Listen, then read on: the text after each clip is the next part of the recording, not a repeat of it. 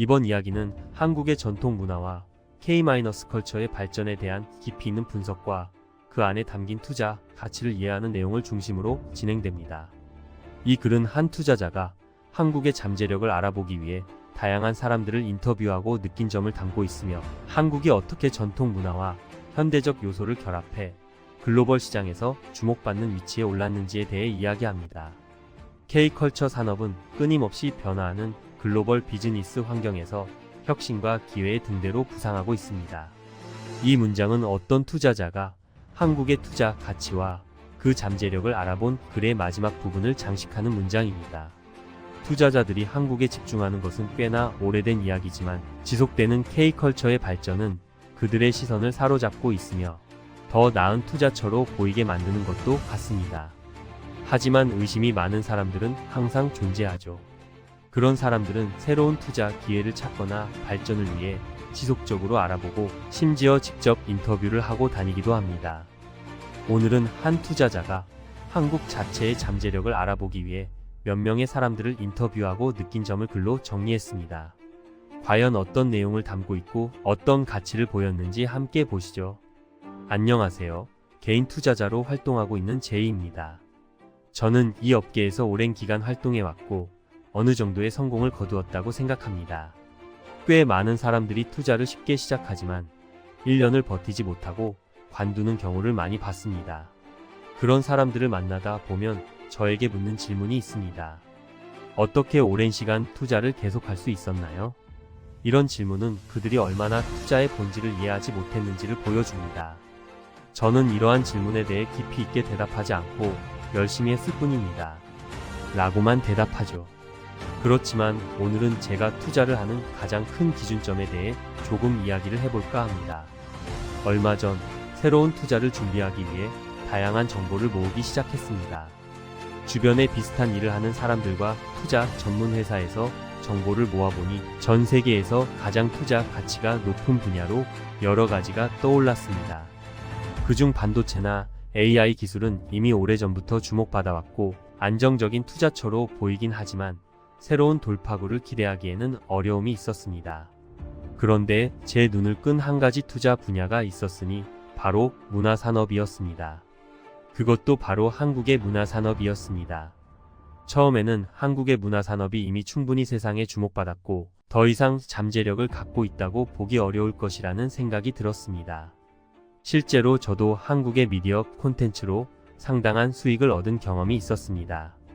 하지만 제 눈길을 계속해서 끌던 것은 한국 전통 문화에 관한 내용이었습니다. 한국의 전통 문화를 기반으로 한 투자가 가능할지에 대한 의문이 들었지만 끌리는 힘을 무시할 수 없어 조금 더 집중해 보기로 했습니다. 저는 단지 돈이 될 것 같다는 이유로 투자를 하지 않습니다. 그보다는 그 나라가 가진 잠재력 자체를 알아보는 것이 중요하죠. 그래서 저는 한국의 잠재력을 직접 알아보기로 결심했습니다. 다양한 전문가들을 만나며 그들의 의견을 들을 수 있었습니다. 먼저 뉴욕타임즈의 고문으로 의견을 내는 데이비드 교수에게 한국 문화에 대한 투자 가치를 물었습니다. 그는 흥분한 듯이 저에게 말했습니다. 결론부터 말하자면 무조건 오케이입니다. 그는 한국 문화의 발전 시기를 세 가지로 나눠 설명했습니다. 첫 번째는 등장, 두 번째는 확산, 세 번째는 다양성입니다. 한국 문화는 처음 아시아 내에서 동질감을 형성하며 폭발적인 등장을 했습니다. 이어서 싸이와 BTS, 블랙핑크와 같은 글로벌 스타들의 탄생과 함께 확산되었습니다. 그 효과로 게임, 음식, 화장품 등 다양한 산업으로 발전하게 되었습니다. 이제 한국 문화는 다양성을 넘어서 전통으로 이어지는 단계에 도달했다고 그는 말했습니다. 한국 문화의 가장 큰 경쟁력은 경험과 창의성, 그리고 디지털 기술의 융합이라고 설명했습니다. K컬처의 성공 요인은 경제와 문화의 융합에서 비롯된 결과물이며 한국의 소프트 파워가 세계적으로 관심을 끌었기 때문이라고 덧붙였습니다. 그는 한국의 경제적, 사회적 발전이 한국 문화의 성공을 뒷받침했다고 평가했습니다. 첫째, 급속도로 발전한 경제와 성공적인 민주주의로 대표되는 한국의 역사적 배경은 문화 확장의 필수 요소였습니다. 한국은 전쟁 후 반세기 만에 중견 국가로 성장했고 이제는 세계 10대 강대국 중 하나로 자리 잡았습니다. 글로벌 기업과 정보통신 기술 분야에서 선도적인 국가로 자리매김한 한국은 안정적인 사회적 환경을 갖추고 있으며 이러한 환경은 한국 문화의 글로벌 확산을 가능하게 했습니다. 둘째, 창의적 콘텐츠의 발전이 한국 문화를 세계에 알리는 중요한 역할을 했습니다. 한국의 근대화가 짧은 기간 내에 이루어지면서 한국 문화는 전통적, 현대적, 세계적 가치를 혼합한 매력적인 창의적 콘텐츠로 발전했습니다. 특히 K-팝은 다양한 장르를 결합한 독특하고 중독적인 멜로디를 기반으로 세련된 안무와 가수들의 외모, 무대 효과, 스토리텔링 등을 통해 전 세계 팬들의 마음을 사로잡았습니다. 셋째, 디지털 기술의 발전은 한국 문화의 확산에 중요한 역할을 했습니다. 예를 들어 디지털 위성 방송의 확대는 한류의 등장을 알렸고 SNS의 등장은 K-팝의 날개를 달아주었습니다. 팬과 아티스트가 실시간으로 소통할 수 있게 되면서 한국 문화의 글로벌 확산 속도는 더욱 빨라졌습니다. 이와 같은 이유로 한국 문화는 여전히 성장하고 있으며 미래의 투자 가치는 새로운 기술 발전과 밀접한 관계가 있다고 그는 설명했습니다. 특히 AI의 상용화와 첨단 기술의 발전은 한국의 전통 문화가 더욱 큰 영향력을 가지게 할 것이라고 했습니다. 그는 한글의 보급이 실리콘밸리에서도 빠르게 이루어지고 있으며 미래에는 한국의 전통 문화가 새로운 문화의 뿌리가 될 것이라고 예측했습니다. 이러한 설명을 듣고 저는 한국의 전통 문화와 지정학적 위치에 대해 더 깊이 알아보기 위해 인문학 교수인 폴을 찾아갔습니다. 그는 한국의 소프트 파워가 여전히 성장 중이라고 말했습니다. 한국 문화는 전 세계적으로 확산되고 있으며 그 영향력은 점점 더 커지고 있습니다. 한국의 경제, 문화, 사회적 발전은 전 세계에서 주목할 만한 성공 사례로 평가받고 있으며 이러한 발전은 앞으로 세계 공공재 생산 측면에서 중요한 역할을 할 것이라고 말했습니다. 그는 또한 한국이 새로운 기술 개발과 상용화를 통해 다른 국가와 협력하면서 더 큰 시너지 효과를 창출할 것이라고 전망했습니다. 이는 한국의 인프라가 기준점을 잡는 모습을 보일 것이며 한국의 전통 문화가 빛을 발하게 되는 시기가 곧 찾아올 것이라는 평가였습니다. 이렇게 지정학적 관점에서도 한국 문화는 높은 투자 가치를 가지고 있다는 것을 알게 되었습니다. 다음으로 저는 한국을 자주 방문하는 더 가디언의 기자인 팀 애덤에게 연락해 한국의 현 문화 산업에 대해 물었습니다. 그는 자신의 기사 중 일부를 발췌하여 보내주었고 거기에 담지 못한 이야기를 추가로 설명해 주었습니다. 팀 애덤은 한국이 유일하게 미국의 대중문화를 대항할 수 있는 나라라고 평가했습니다. 그는 한국을 방문했을 때 한국의 대중문화와 전통문화가 얼마나 체계적이고 대중적이며 국가의 경계를 넘어서는 힘을 가지고 있는지에 대해 감탄했다고 말했습니다. 그는 한국의 음악과 춤이 보수적인 미국의 음악과는 달리 경계를 허무는 대단한 힘을 가지고 있다고 느꼈습니다. 특히 그는 한국의 전통 문화가 현대와 잘 융합되어 있으며 그 발전 과정을 보면서 한국의 문화가 얼마나 강력한지를 체감했다고 말했습니다. 그는 경복궁이나 덕수궁 같은 전통적인 장소들이 외국인들에게도 매력적으로 보일 수 있도록 다양한 이벤트와 혜택을 제공하고 있다는 점을 강조했습니다. 팀 애덤은 또한 강남 스타일의 가사에 담긴 사회 비판적인 내용이 미국의 보수적인 대중문화를 위협할 수 있는 힘을 가지고 있다고 평가했습니다. 그는 한국의 성공을 보면서 많은 사람들이 시기와 운이 적절했다고 생각할 수 있지만 그 이면에는 한국의 전통 문화와 창의적 콘텐츠가 결합된 강력한 힘이 있었다고 말했습니다. 그의 이야기를 들으며 저는 한국의 문화 산업이 단지 일시적인 유행이 아니라 깊이 있는 전통과 창의성이 결합된 결과물이라는 것을 깨달았습니다. 이는 한국 문화가 앞으로도 지속적으로 성장할 수 있는 잠재력을 가지고 있음을 의미합니다. 이러한 인터뷰와 분석을 통해 저는 한국의 전통 문화와 K-컬처가 미래의 투자 가치가 높은 분야라는 확신을 가지게 되었습니다. 한국은 경제적, 문화적, 사회적 발전을 바탕으로 세계적으로 주목받고 있으며 이러한 성장세는 앞으로도 계속될 것으로 보입니다. 결론적으로 K컬처 산업은 끊임없이 변화하는 글로벌 비즈니스 환경에서 혁신과 기회의 등대로 부상하고 있습니다. 한국의 문화산업은 전통과 현대의 조화를 이루며 앞으로도 높은 투자 가치를 지닐 것입니다. 한국의 잠재력을 주목하는 투자자라면 이제 더 이상 망설일 필요가 없을 것입니다. 사람들은 흔히 한국 문화가 이미 정점을 찍고 더 이상 발전할 여지가 없다고 이야기하지만 실제로 한국에 와서 있었던 시간 동안 깨달은 것은 한국의 문화 수출은 생각보다 느리게 진행되었으며 그들이 특정 시기를 정해놓고 발전하지 않았다는 점이었습니다. 제가 가장 놀랐던 것은 항상 한국의 문화가 주변 국가들과 비교했을 때도 가장 높은 수준을 유지하고 있었다는 점이었습니다. 한국은 자원이 부족한 나라임에도 불구하고 꾸준한 발전을 위해 주변 나라들의 문화를 완벽하게 흡수하고 이를 바탕으로 한국화라는 독자적인 문화를 만들어냈다는 대단한 장점을 가지고 있었죠.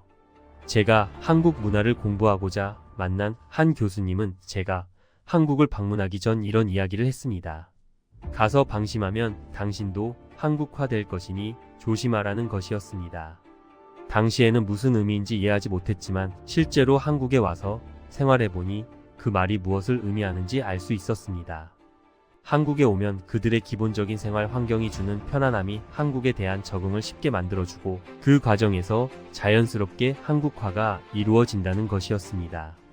사람들이 이 정도로 쉽게 한국화될 수 있다면 문화는 더더욱 그 힘을 잃고 한국식으로 변형될 가능성이 높다는 생각이 들었습니다. 예를 들어 한국의 음식 문화가 일본이나 중국과는 확연히 다름을 보이는 이유도 여기에 있으며 미국의 팝 음악이 한국에 들어오면 전혀 다른 색깔로 변화하는 것 역시 이와 같은 맥락이라고 생각합니다. 한국 문화의 발전은 이제 시작일 뿐입니다. 몇 년 전에 쓴 글을 보면 당시에는 제대로 유행하지 않았던 한국의 문화들이 이제는 전 세계를 휩쓸고 있다는 사실을 깨닫게 됩니다. 이렇게 여러 전문가들의 시선을 통해 확신하게 된 것은 한국 문화의 투자 가치는 아직도 매우 높다는 점입니다. 하지만 국제적인 투자로 생각해보면 한 가지 더 고려해야 할 문제가 있습니다. 바로 한국이 가지고 있는 국민성입니다. 실제로 나라 자체의 인식이 바뀌면서 실패한 문화들이 아시아에 상당히 많습니다. 동남아시아의 많은 국가들이 휴양지로 변화를 모색했지만 그들의 치안 문제와 인격적 문제로 인해 기대했던 만큼의 성장을 이루지 못하고 무너진 사례가 있습니다. 일본과 중국은 급속도로 발전하는 듯 보였지만 그 결과가 현재의 모습에서 보여주듯이 성공적이지 않았습니다. 한국 사람들이 친절하고 배려심이 많다는 것은 익히 알고 있었지만 그 외에 더 길게 볼 수 있는 요소들이 있는지 확인해 봐야 했습니다. 그래서 저는 한국에서 오랜 기간 공부를 한 교수님을 찾아야 했고 다행히도 한국학 교수인 마틴 교수와 연락이 닿았습니다.